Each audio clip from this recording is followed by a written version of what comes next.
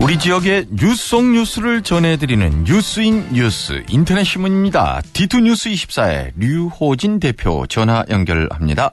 안녕하세요. 네, 안녕하세요. 충남 서북부 가뭄이 심각한데요. 다음 달부터 충남 8개 시군에 강제 급수 조정이 검토되고 있다. 이런 보도가 나왔습니다. 네, 그렇습니다. 지난 1일부터 이제 자율적으로 급수를 조절해 왔는데요. 그럼 절수 효과가 떨어진다 이렇게 판단을 해서 이 정부에서 강제 급수 조정에 검토를 하고 있습니다. 물재량 목표가 평소 사용량의 한 20% 정도를 줄이는 걸로 했는데 사실 이것이 달성되지 않다 보니까는 결국은 이 광역 상수도 밸브를 잠그는 수밖에 없다 이렇게 판단을 했는데요. 다음 주 2일부터 8일까지 물재량 목표에 대한 어떤 상황을 보고 나서 목표에 미치지 못한 시군에 대해서는 그 다음 주부터 그러니까 11월 9일부터 밸브 조절을 통한 감압 급수를 할 예정이다 이렇게 밝히고 있습니다. 자율로 안 되니까 강제로 할 수밖에 없다 이런 건데 구체적으로 어떤 방식으로 진행이 되는 겁니까? 네, 우선 감압 급수 첫 번째 주에는 우선 수압을 한 5% 낮춰서 이렇게 낮추면은 물 공급량도 5%가 줄어든다고 하고요. 그렇게 해도 이 목표에 달성되지 못한 시군에 대해서는 다시 5%를 더 낮출 계획이라고 하는데 정부는 내년 봄까지 한 500~600mm 이상 비가 오지 않으면은 어떤 자연적인 가뭄 해갈이 불가능하다 이렇게 지금 보고 있는데요. 이렇게 되면 이제 금강물을 보령대까지 끌어오는 이 도수로 공사가 내년 2월까지 끝나는데 이때까지는 보령댐이 바닥나는 것은 막아야 된다. 이런 아주 절박함이 담겨 있다. 이렇게 볼 수 있을 것 같습니다. 현재까지 시군별 물절약 성적표는 어떻습니까? 네, 지난 이제 1일부터 시작해서 본격적인 것은 이제 8일부터 시작이 됐는데요. 80% 수준으로 그러니까 이제 줄이자 이런 어떻게 보면 차원에서 자율 조정을 나섰지만은 대부분이 목표만큼은 이루어지지 않고 있는 것으로 나왔습니다. 특히 이 태안군 같은 경우는 하루 평균 요즘 물 사용량이 한 25,000톤인데요.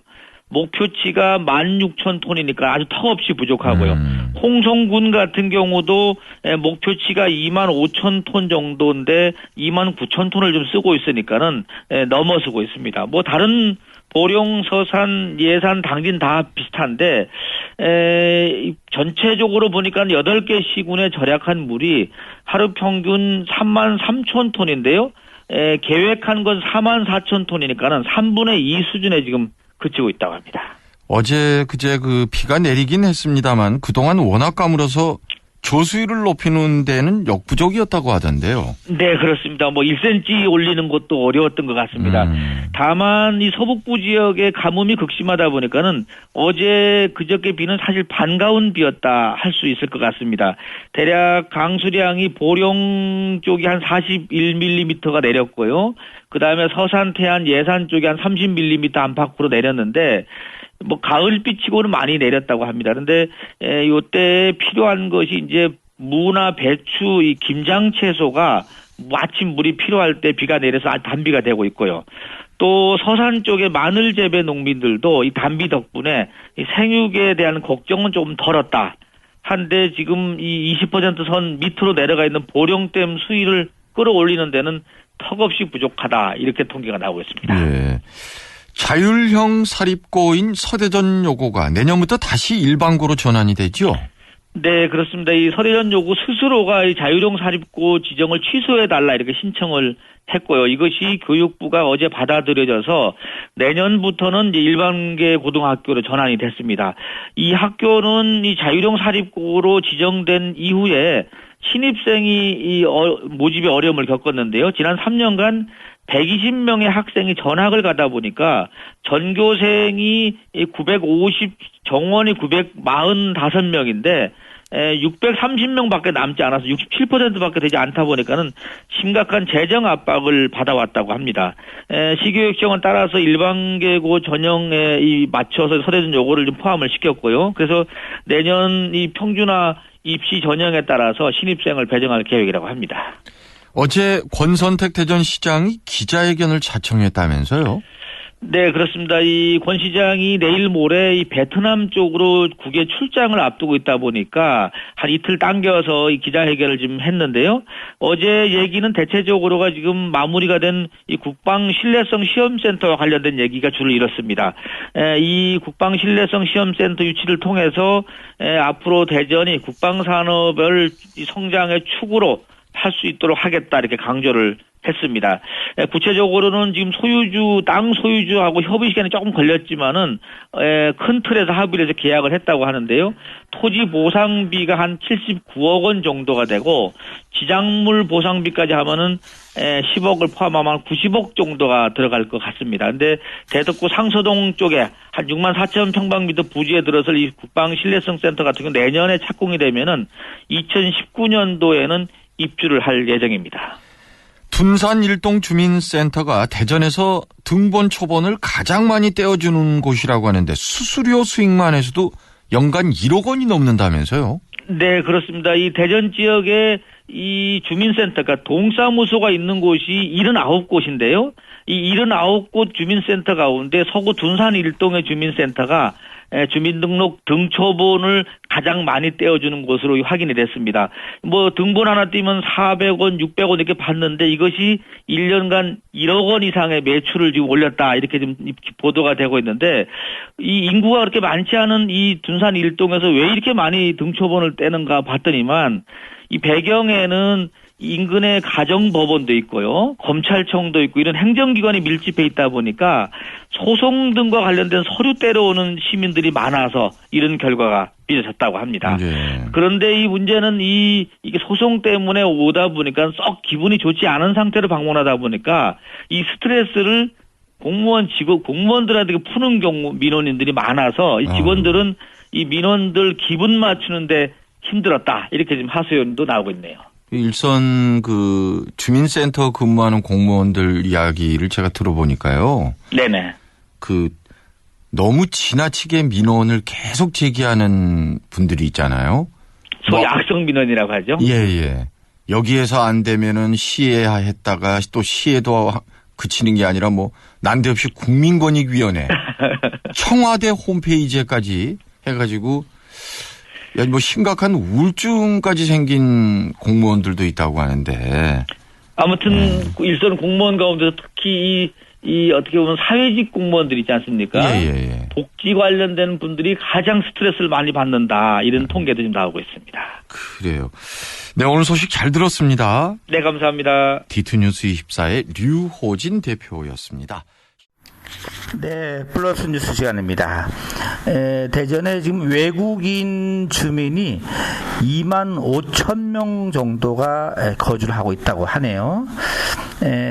남자가 한 1,760명 정도, 여자가 한 14,400명 정도인데 작년보다 한 1,400명 정도가 늘어났다고 합니다.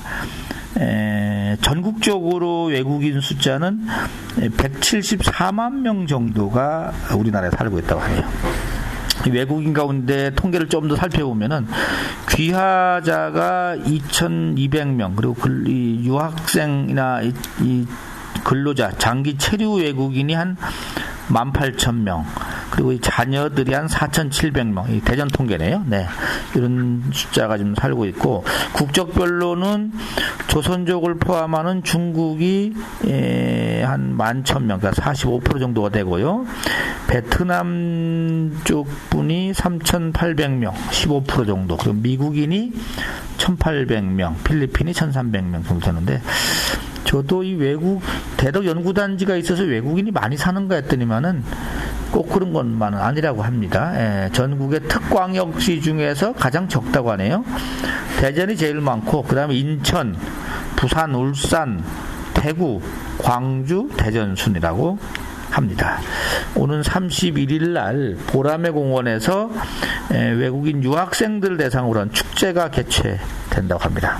대전의 정을 좀 느끼게 해주자, 이런 의미로 축제가 열린다고 하는데, 네, 시간 있으신 분들 한번 가보면은 외국인들 실컷 만날 수 있을 것 같으네요. 오늘이 보궐선거 있는 날입니다. 전국적으로는 24개 지역에서 지금 투표가 진행이 되고요.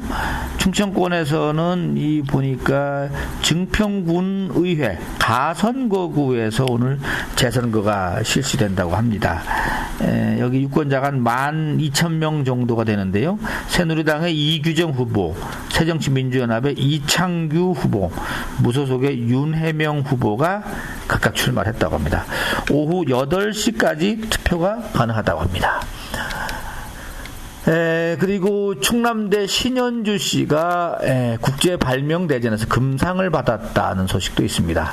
기획재정부 예산실장에 대전고 출신의 박춘섭 씨가 발령났다고 하는 소식도 있습니다. 40대 주부의 정진옥 씨, 이분은 뻔뻔 클래식의 그 메인 소프라노죠. 정진옥 씨가 오투린 소주 모델로 정식 모델이 됐다는 소식도 있네요. 충남 문화상 후보가 선정이 됐네요. 임명순, 배혜령, 조동길 씨 축하드립니다. 논산이 태양광 발전 설비공사 관련해서 금품이 오갔다 해서 지금 수사 중이라는 소식도 있습니다. 임삼빈 부여장례식당 대표가 아너소사이어티에 가입을 했다고 합니다. 충남에서는 6번째라고 하네요. 대전시 공식 홈페이지 페이스북에 좋아요를 눌러준 사람이 6만 명이 됐다는 소식도 올라와 있습니다. 카카오 임지훈 대표, 34살인가요? 30대 CEO인데 어제 기자들을 만났네요. 이용자가 원하면 뭐든 즉각 제공하는 모바일이 되겠다. 아무튼 이 팩이 있고 발랄합니다. 또 새로운 걸 보여주기를 기대를 하겠습니다. 이상 플러스 뉴스 마치겠습니다.